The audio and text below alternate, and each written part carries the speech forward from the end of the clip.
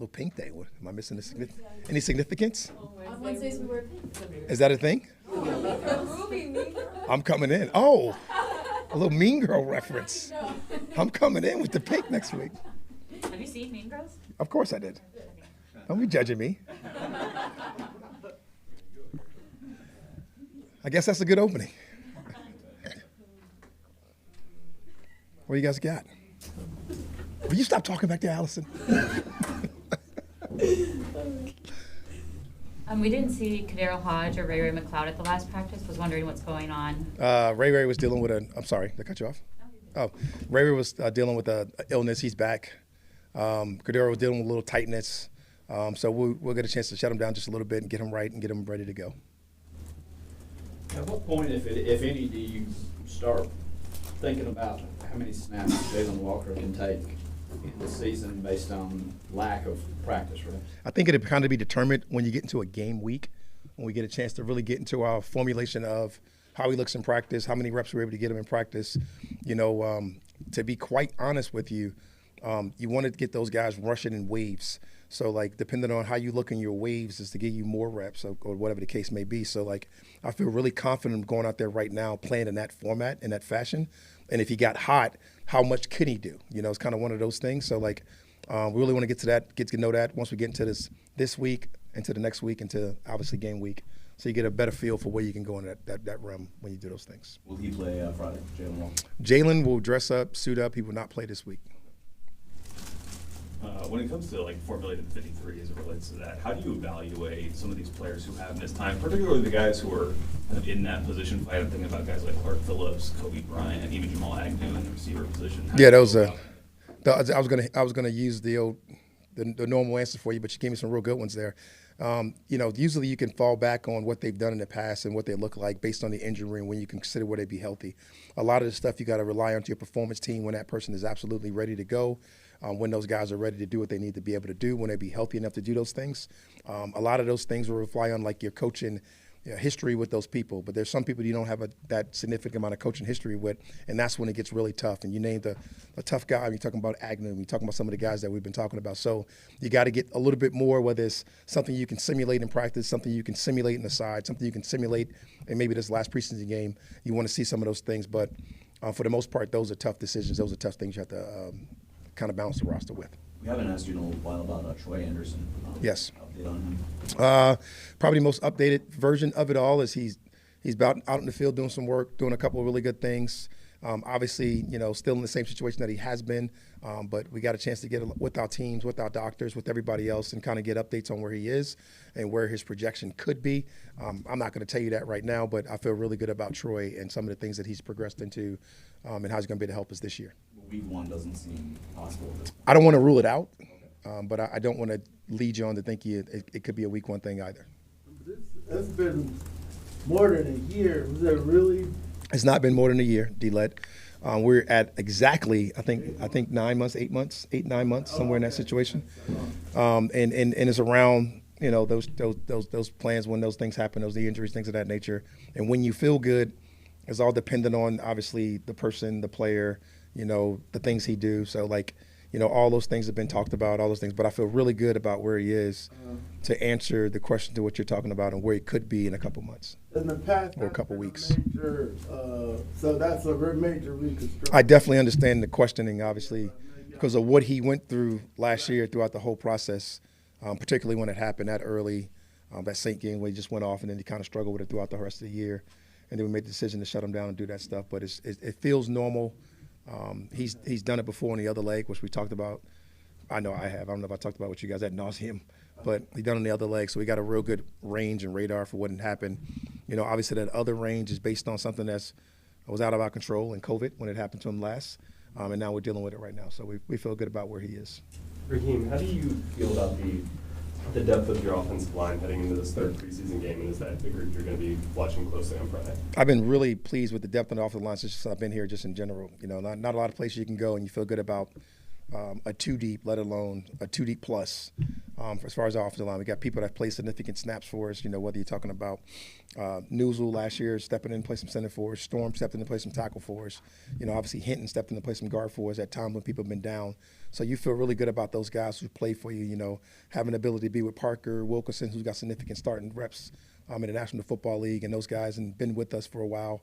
All of those guys in that backup line, having Jack Nelson be able to get as many reps as he's been able to get in these preseasons really has the up arrow on him. Watching them go out there and protect and play and get better and better every single day. Our joint practices, our together practices, our Mamba periods. Jack has got a significant amount of work this year because of the Storm injury, and it's been really helpful for that young man. So I feel really good about the depth at the O-line, the coaching at the O-line, the things that those guys have been able to do and bring those guys on.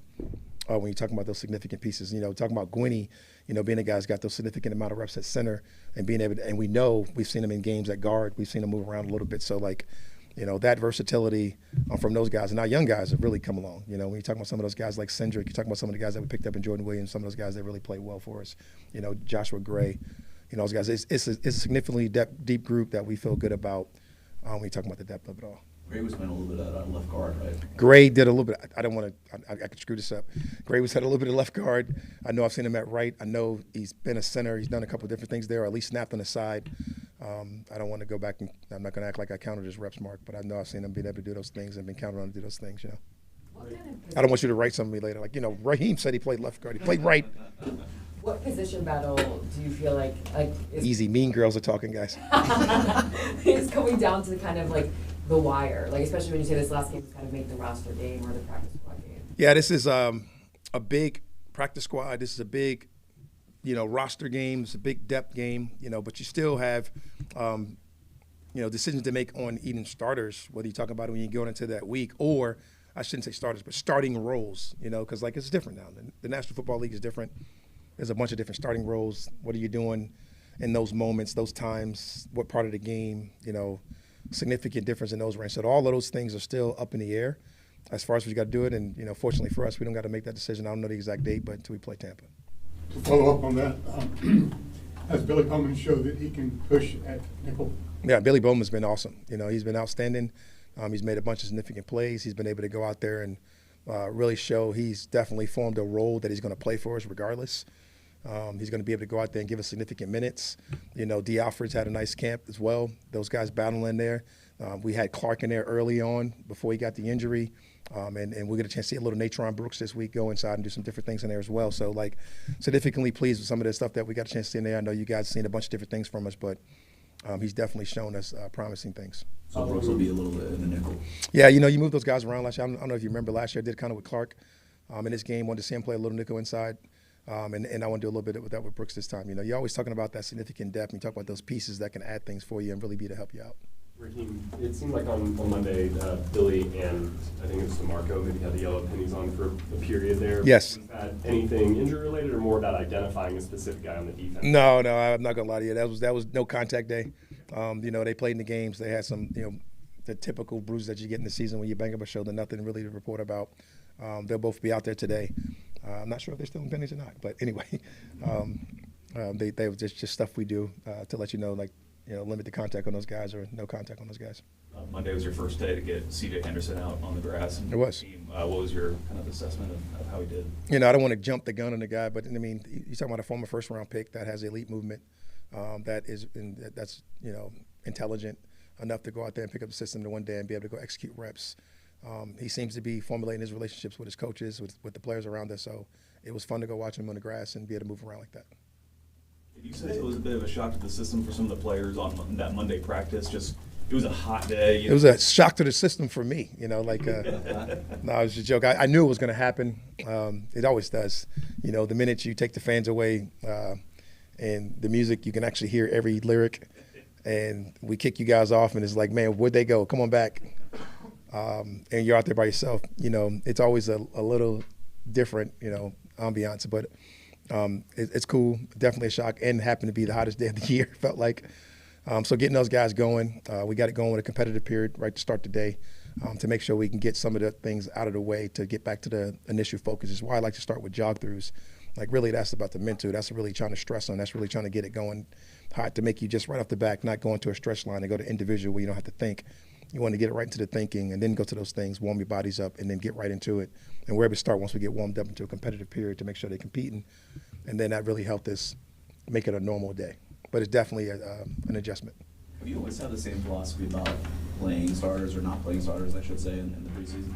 No, I mean, that's fairly new, just in general across the league. Whenever it started, big component of that out in LA when I got that, and that's just been something that's just been able to stick with me throughout the whole process and like how we do it. And it's not necessarily starters you're playing, it's just like significant people on the team that I don't need to see things from in that setting. And really for me, it's about mitigating injury. Like you don't get any mulligans if we get a significant player that we know what he's capable of doing to watch him go play against a very vanilla defense or a very vanilla offense. There's no mulligans, right? So the things that I can control, I want to do for us, our community, our fans, our organization as best as I can. There is none, right? There's no mulligans, right, D-Lake?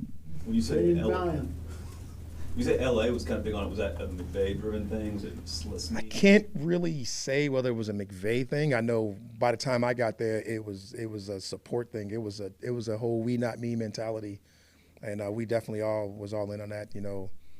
From McVay to Les to Reggie Scott to ownership to everybody. It was a complete and absolute buy-in to what we were trying to do. And the ultimate goal for all of us at this time is to win championships. And what best fits that way for us to go win championships and not to go out there in the preseason and really get you guys excited. Did you see the Burrow snap from his game? Oh, yeah. I did not. I didn't see it, but I'm sure if it's anything that Finger was just describing, I would have been thinking about me as well. I was pondering to play or not play the quarterback. That is the question. 10 teams. Is this a question or is this a statement by Led? That's my intro. All right. 10 teams have not played their quarterback in one. But 2 of them were old guys, Flacco and Rodgers, and 2 were hurt, Mayfield and Stafford. Mayfield is not hurt. Hand contusion. Don't buy it, Todd Bowles. I don't buy it one bit, Todd Bowles. So I got it down to 6 of 32. That's 25% of the people who haven't decided to play their quarterback. And of the first round picks from last year, only 1 is not playing, 1 of 6. So you are kind of over there a little bit. It is kind of on edge a little bit. No, it's not. I played my first rounders a lot of snaps this year. Yeah. I'm in a game, in an exhibition game. Yeah, Jalen Walker and Pierce. Not quarterback from last year. How you going to throw last year in it? Yeah, that's what I did. Because it was 6 quarterbacks taking it. 5 of them. I saw Jaden Daniels on Monday night. That's awesome. Go cover the Washington Commanders. Caleb Williams played. Bo Nix even played. Even J.J. McCarthy coming off the knee play. I'm proud of those guys. Yeah. Will we see any more James Pierce in the finale? No, James Pierce is done for the preseason as well. He gave us a significant amount of snaps, a lot of snaps. I'm really pleased with what he's been able to do in the preseason. So you won't see him. So my research, you dodged the question. You still out? I didn't dodge. 25%. Wasn't a question. What led to that decision to not play the quarterback? I didn't need to. I didn't play him last year. I played him probably 3 snaps last year, three series last year, whatever it was. 24 snaps. Got enough series there. He was able to go out and give us 3 significant games at the end of the season. We know what it's like to game plan with him. We know what it's like how he sets motions. We know what it's like for him to get into a silence cadence. We know what it's like to play against significant other teams and their structures and their defenses. Know what it's like to have a joint practice with those guys. And we know what it's like to ultimately go back to what we said from the beginning, mitigating injury. And that's the most important thing for us as a franchise. Your starting quarterback goes down, that is an issue. And we don't want to deal with that issue. Rob, when y'all sit down and look at this roster, whether it's 53, 65, can you comfortably say how many spots are still open right now? Man,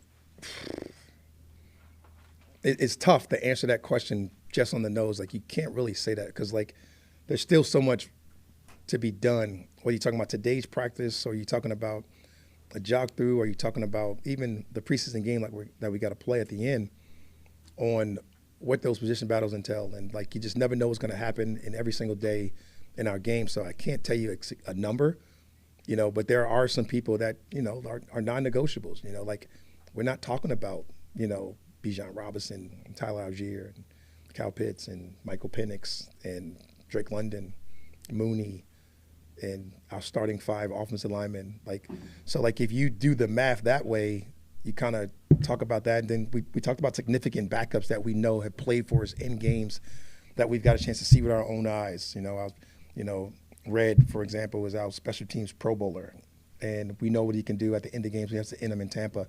So if you do a little bit of calculation that way, they're not many spots, but they're definitely spots, and they're definitely spots to get on there. And then today's game is so significant on the practice squad. Like I talked about, it's a complete roster. We flexed up. I can't even tell you how many right now, but a bunch of guys got flexed up. We talking about Chris Blair, Natron Brooks, Josh Woods, and then ultimately those guys ended up on our roster towards the end of the season, whether it be full time or not.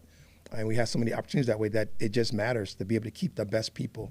So I don't know exactly a number, but I think those practice squads numbers are just as important as the bottom end of the roster because of the new rules that we have to be able to flex people up. How much evaluation, when it comes to looking at roster spots, do you put on actually the game versus what you see in practice? Are you more watching to see what they can do in the game, or is it a little bit? Allison, I think it's kind of depending on what you're looking at. What's the most realistic things in the preseason games in our league is probably the special teams. That is everybody's looking at the new dynamic kickoff. Wow, what's going on here? So that is fun to evaluate. That's really fun to watch. So I definitely would say I put a little more onus on that for my own personal self, as opposed to some of the other things. But still, you can, when you got a player that you don't have much familiarity with, you can definitely judge tackling. You can definitely judge blocking.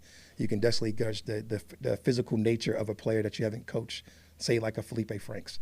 And all of those guys that give you those examples of those things. But there's so many guys that we have so much information about, like Led was just talking about, Jesse Bates.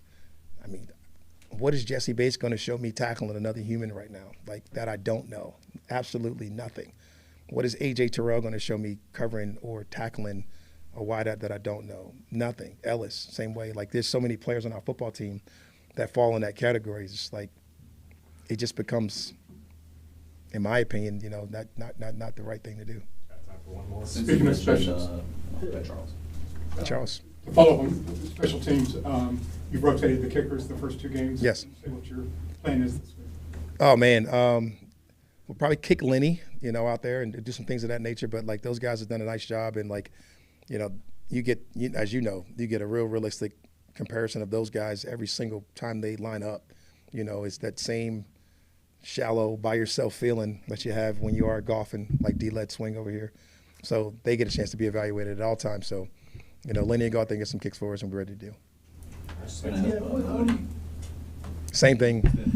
Mark, same thing as I had for you last time. Mark got the weeks this week. We have 4 weeks, and we got at least another week to hold on for him. Yeah, we got to get a cut down question in because we might not see him before the